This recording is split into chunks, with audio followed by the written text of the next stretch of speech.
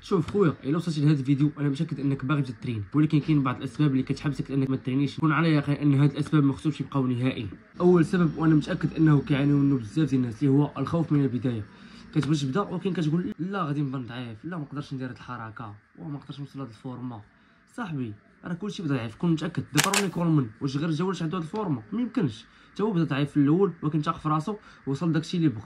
وكاين بزاف ديال الابطال في رياضات مختلفه بحال محمد علي كلاي تبارك الله اللهم بارك، راه تا هو بدا في الاول ضعيف ولكن كمل تاق في راسو وكمل في المسار ديالو ودابا شو اللهم بارك. السبب الثاني اللي كاين معنا اللي هو الكسل والتاجيل، انه زعما ما كتقول غادي نبدا نتريني اليوم، ديما كتقول اليوم غادي نبدا نتريني، غدا غادي نبدا نتريني، صافي رجع من الخدمه ونبدا نتريني، وكتبقى راسك سيمانه جوج سيمانات 3 سيمانات وباقي ما ترينيتي ما والو، ديما كتاجل كتاجل كتاجل. وانا متاكد انك الا درتي 30 دقيقه في النهار ديالك، مشى اليوم ما ركزتي ودرتي 30 دقيقه ومشيتي ترينيتي ورجعتي درتيها لمده 2 سيمانات ولا 3، ان تلقى راسك دخلتي الحياه الرياضه وراك دابا كتريني ومولاف الحمد لله.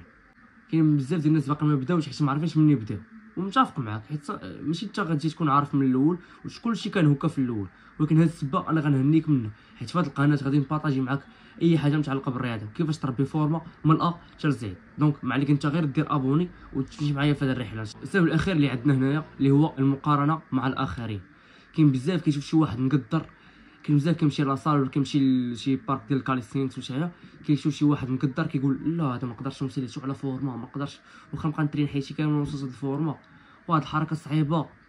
شي في الرياضه ونشوف كون معايا كون على يقين في الرياضه المنافس ديالك اللي هو انت خاصك تنافس راسك، خاصك حتى تربح راسك، وانا متاكد انك انت غتربح راسك الا ركزتي على راسك. ما تبقاش تشوف اللي بنادم اخر، ركز على راسك وخدم على راسك بهذا المعنى، خدم على راسك وانا متاكد انك غتوصل في اي دومين وصلتي ليه، سواء في الرياضه سواء في اي دومين.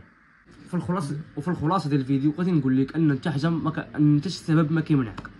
بدا اليوم وغدا غتولي ناضي في اي دومين ان شاء الله، حيت الخطوه الاصعب شنو هي انك تبدا. ومهم كما قلنا دير معاك فولو وغنبارطاجي معاك اي حاجه متعلقه بالرياضه، اي حاجه طاحتك على بالك متعلقه في الرياضه غنبارطاجيها معاك في هذه القناه. في هذا الفيديو حاولت نشرح لكم الاسباب اللي كيوقع فيهم بزاف ديال الناس اللي ما كيخليهمش يبداو يترينيو، وبسطتهم لكم بشويه بشويه وبينت لكم بلي راه حتى حاجه ما صعيبه حتى حاجه ما ساهله. خاصك انت تبدا الخطوه الاصعب اللي كاينه في اي دومين، سواء الرياضه سواء اي حاجه، تجاره سواء اي حاجه كتعلمها. الخطوه الاولى هي الاصعب، انك تبدا. خاطر الخطوه الاولى هي تبدا. هذا ما كان. المهم دير معاك واحد فولو، عجبك الفيديو دير معاك واحد فولو وواحد اللعيبه حمراء تبان لك انا سميتها سبسكرايب، وراك على توريك ليا كذا ما كان. والله يعاونك اخويا، تهلا ليا في راسك.